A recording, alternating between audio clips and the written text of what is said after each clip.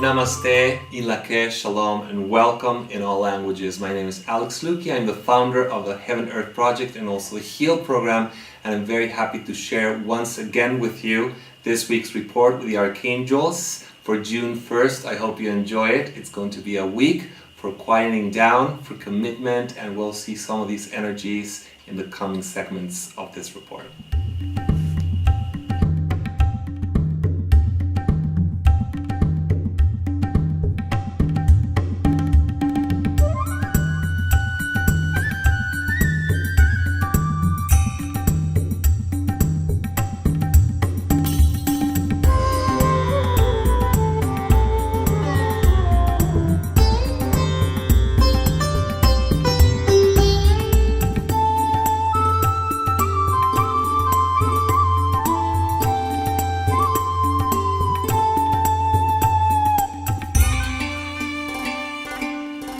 So the main focus for this week, our vision is going to be more an auditory experience because Ishmael, the divine listener or the Archangel of divine listening is, let's say, in charge, quote unquote. And the question is, how often do we actually listen to ourselves in the deepest level? The one where we can actually awaken to the reality of who we truly are, from the essence of being, and not from what we are being told outside, either by the media or by the people surrounding us, by the people who, yes, they love us, but they have just a fragmented aspect or a fragmented vision of who we are. You know, a lot of people are always saying, well, you're like this and you're like that, and you should do this and you should do that.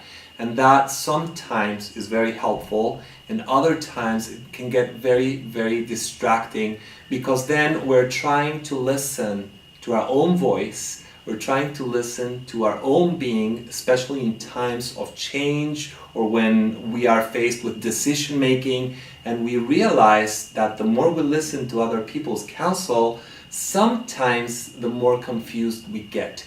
How about really bringing inside the listening aspect of our being, going into the quietness, into the silence, and bringing forth the answer from inside of us. Sometimes it just takes a few breaths to go into that space of divine listening and just asking ourselves, well, who am I really in face of this situation? What are my choices in this moment? What do I really need to pay attention to? Where is my focus coming from inside? And the more we do this, the more quiet we become, the clearer the answer will be. And everything else that we considered so important, maybe not so much. Alright? So, this week is about fine-tuning our ability to have a conversation with our own selves. And this is really important because when the answer comes from within, everything that comes outside and everything that is reflected back onto us will probably become more suitable and more soothing agreement, as opposed to, but my aunt said that I should be like this, or this friend of mine who is so dear to me said that I should do that. I've seen a lot of people struggle trying to understand the differences between what they think and what other people are suggesting. So why not be your best friend and listen to yourself first, listen to your heart, and listen to your being.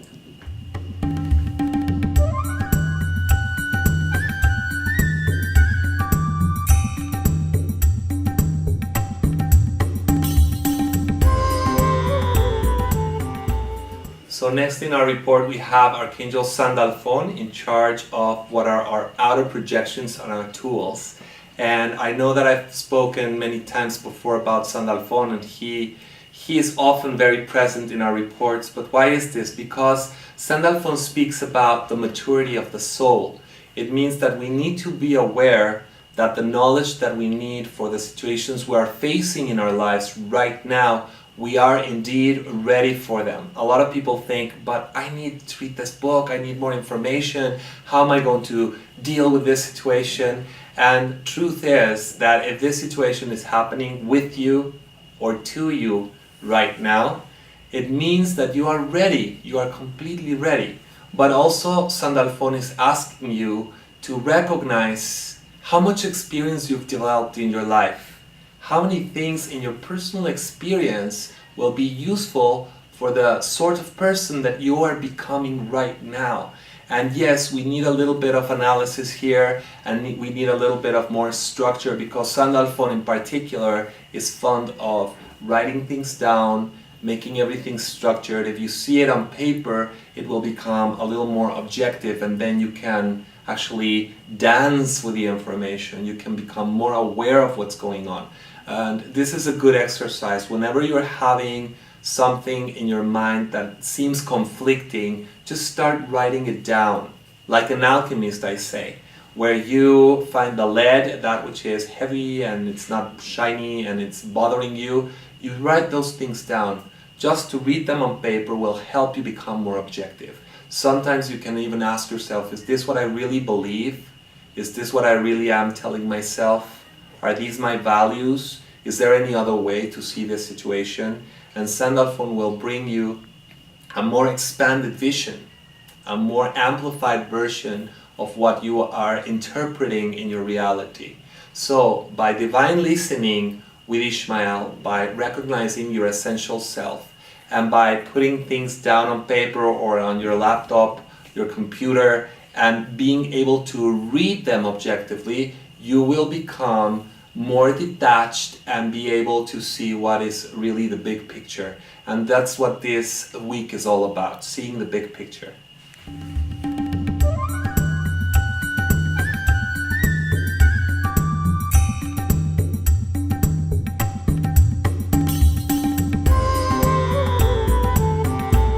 So next in line we have the archangels for flowing with life, our attitude, and we have in this aspect Uriel and Reguel. And the first question that must be posed here is, to what extent are we recognizing the light that we can shine to ourselves and the world? Sometimes I believe that we do underestimate our value, and Uriel is there to create an attitude of self-worth, because there is no need to prove anything to know that you are beautiful, that you're smart, that you're capable, that you have all the elements that you need to express the utmost version of you. But as human beings, the attitude is, I'm not good enough, I can't, why is this happening to me, the victim, you know. Also, will I be able to do this? There's so many questions. Where do these questions come from? Certainly not originally from ourselves. When we were children, everything was possible. We were in love with life. At least most of the people will recognize or remember this. Everything was love, there was faith, there was joy, there was play, there was creativity. Where is all that? Is it gone?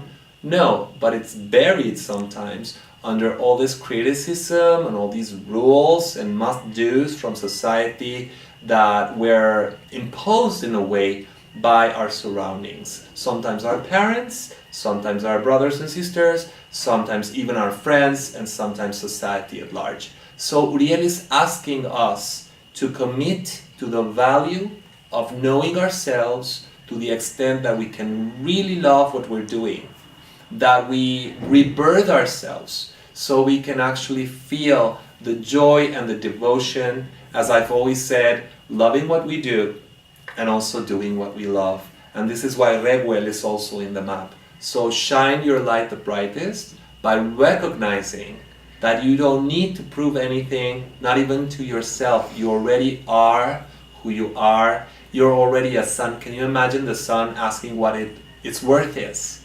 Or if it has light to give to the world? But we do that. We do ask ourselves those questions. So try this week and make your best to shine your light the brightest without doubting every step of the way.